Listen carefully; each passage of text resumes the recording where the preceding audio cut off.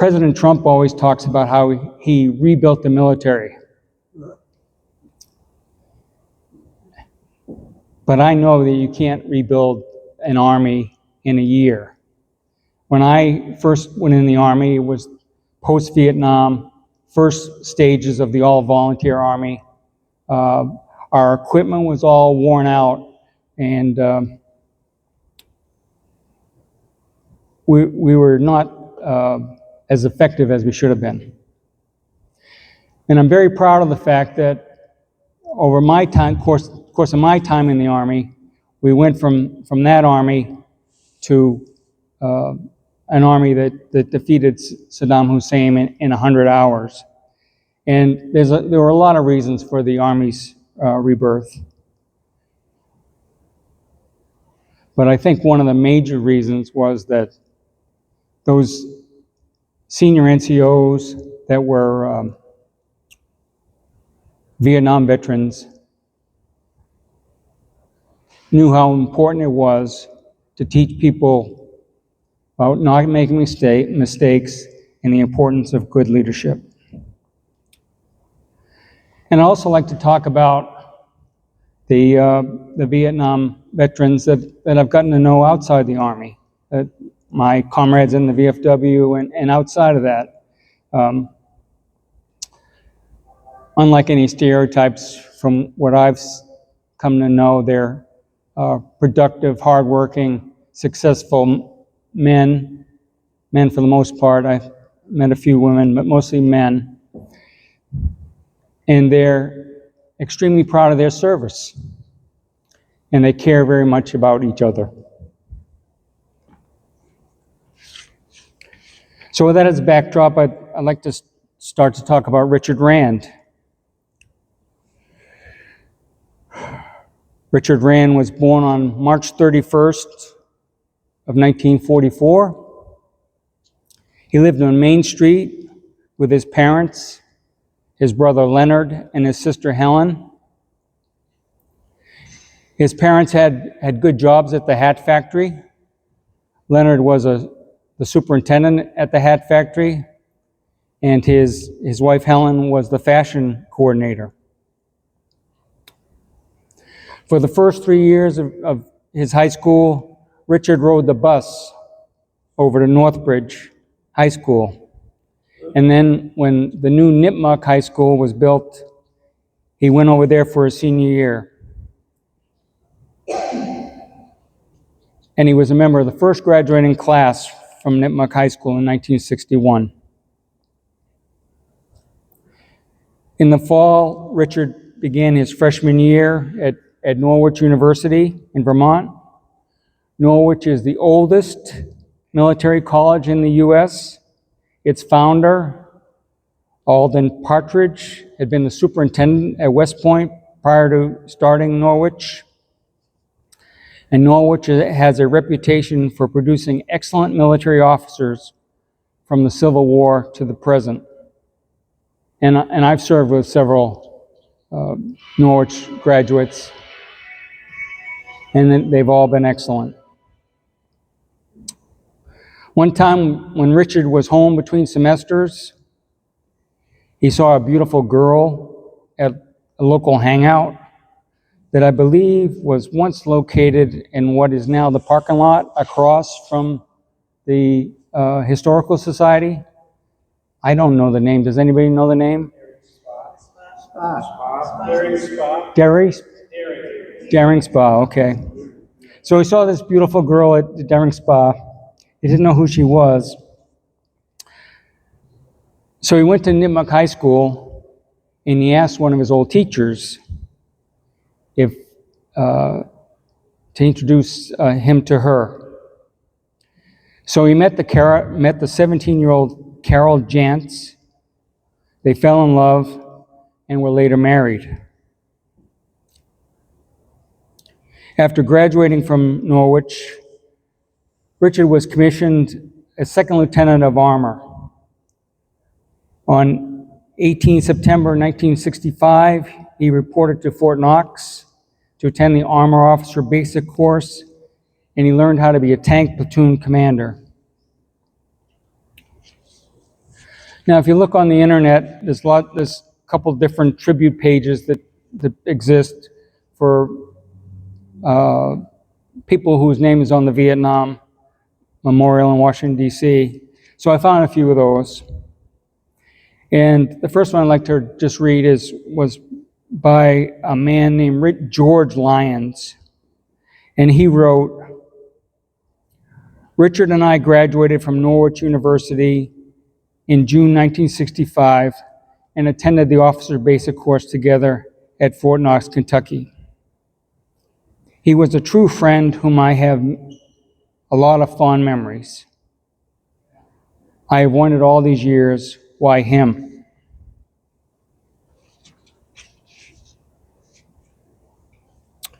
After leaving the Armor School, Richard was assigned to the 1st Battalion, 14th Infantry. This battalion was one of the units of the 3rd Brigade of the 25th Infantry Division. And the 14th Infantry is a storied regiment. Here, Dave, could you hold that for me?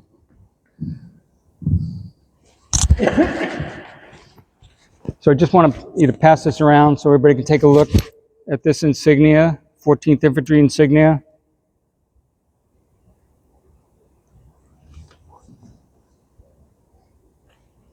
Another one here. There's another one there. So the 14th Infantry was fought in the Civil War, and they were a heroic unit at Gettysburg and then at Antietam, and several other battles as well. And then at the end of the Civil War, they had a grand review in Washington, D.C., and General George Meade was the reviewing officer of the parade, and they asked him, who should be on the far right? In the military, the far right is always where the senior person or the highest regarded person goes. And so General Meade said the 14th belongs on the right of the line. And that's where they were. And then during the Boxer Rebellion, the 14th Infantry was sent to China to put down the Boxer Rebellion. The Boxer Rebellion was about Chinese nationals who decided that they wanted the non-Chinese out of their country, and so they began killing Europeans and Americans who were there.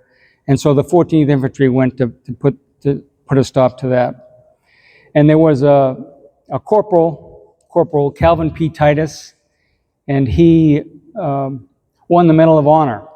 He won the Medal of Honor when his commanding officer said, "Men, we need to climb the wall of that tower behind which the Chinese are hiding or fighting." And he said, "I'll try, sir." And so he scaled the wall. Others followed, and as I said, he won the Medal of Honor. So if you look at that insignia, there's 3 things I'll point out. First is the scrolls has the words, the right of the line, to honor their Civil War service. There's a Chinese dragon, and then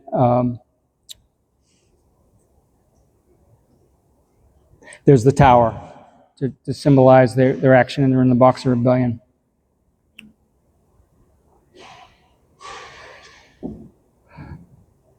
So he was in the 14th Infantry of the 3rd Brigade, and the brigade was sent to Vietnam and arrived in Vietnam on 24 December 1965. Their area of responsibility was the Central Highlands of Pleiku Province. The highlands bordered Laos and Cambodia. It was rugged, jungle-covered high ground that controlled access routes to the coastal plains and was an entry point to the Ho Chi Minh Trail.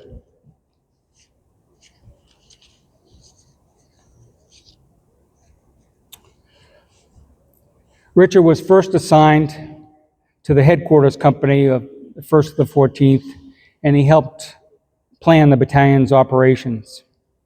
Later, there was a shortage of infantry platoon leaders, so Richard was assigned as a platoon leader in B Company. On April 1966, the 1st to the 14th was conducting a search and destroy mission along the Cambodian border. During the action, Lieutenant Richard Rand was shot in the chest and was killed. Although the official date was 1 April 1968, but because of the time difference between Vietnam and here in Upton, he died on March 31st. It was his 22nd birthday. 3 days later, Carol gave birth to their daughter, Tara.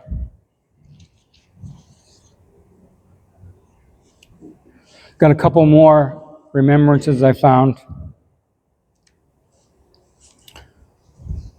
The first was from Kathy Renfro, Richard's niece. Does anybody know Kathy Renfro? No? She wrote, "I remember my uncle. I remember the day the servicemen came to our house because they could not find Carol. My mom did not want them to tell my grandmother without somebody with her.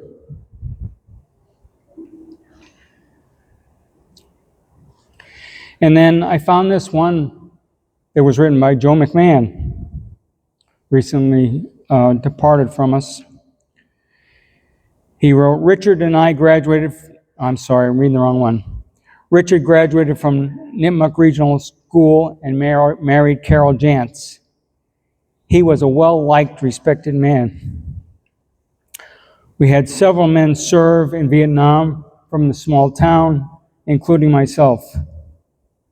Richard was the first casualty for our town, which brought a foreign war numbingly close.